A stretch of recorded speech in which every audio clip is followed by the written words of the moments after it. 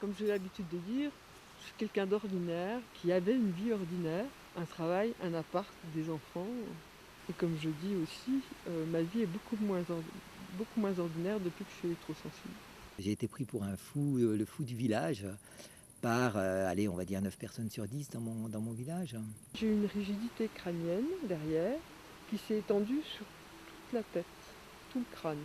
Ça me tapait dans la tête à gauche, mais j'avais l'impression qu'il y avait les veines qui voulaient sortir du cerveau. J'ai 1000 petites épingles qu'on m'enfonce un peu partout dans le cerveau et qui me brûlent.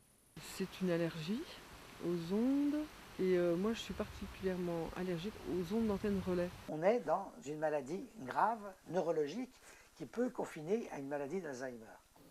Reflex study told us that there are biological effects far below the safety limits. This fact is contradicting the reality of the safety limits. On sent à quel point on pèse sur notre compagnon, parce qu'on n'est plus la même personne. On perd tellement sur le plan cognitif, sur le plan cognitif, en ce qui me concerne, c'est essentiellement ça qui m'affecte terriblement. Sur la mémoire, hein, j'oublie d'éteindre le gaz, etc. C'est terrifiant. Et puis aussi socialement, quoi. On ne va plus au restaurant, on ne va plus voir les amis, on ne va plus au cinéma. À un moment donné, j'ai conscience que je ne peux pas lui gâcher la vie comme ça. Je ne peux pas lui gâcher la vie comme ça. Il ne nous reste plus que 2,4% du territoire français non couvert en téléphonie mobile. En sachant que ces 2,6%, il y a combien de territoires qui est habitable? Ce sont des sommets à plus de 3000 mètres. Je n'avais pas encore imaginé ce type de détresse. Où c'est qu'on va pouvoir vivre?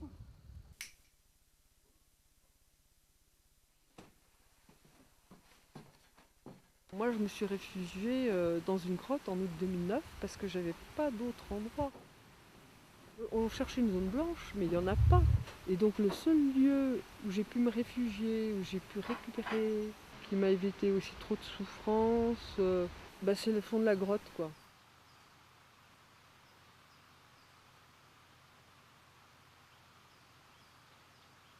Nous sommes les premiers réfugiés environnementaux, c'est-à-dire qu'on migrerait des centres irradiés, que sont les centres-villes, pour aller aujourd'hui nulle part. Et c'est pour ça qu'on demande la création de zones blanches. Comme on l'a fait pour le tabac, à un certain moment donné, le tabagisme, il faut que ces malades-là puissent circuler sans que le voisin ait un ordinateur ou sans qu'il y ait un portable à côté d'eux. Donc il est clair que là, il y a des mesures à prendre, qui ne coûteraient pas d'ailleurs très très cher, mais qui sont du ressort du politique, d'une volonté politique qui n'est pas au rendez-vous malheureusement aujourd'hui. Ce qui nous bloque, c'est la puissance des lobbies derrière.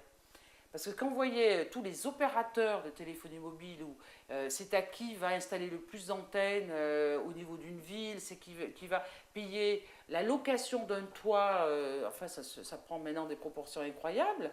Donc tous ces gens qui s'élèvent contre ça, c'est vraiment une minorité, c'est vraiment le pot de fer contre le pot de terre. Quel acte désespéré allons-nous devoir faire pour avoir une réponse en face de nous, une réponse de l'État qui ne soit pas qu'une réponse répressive, mais une réponse de concertation pour aller de l'avant et créer quelque chose?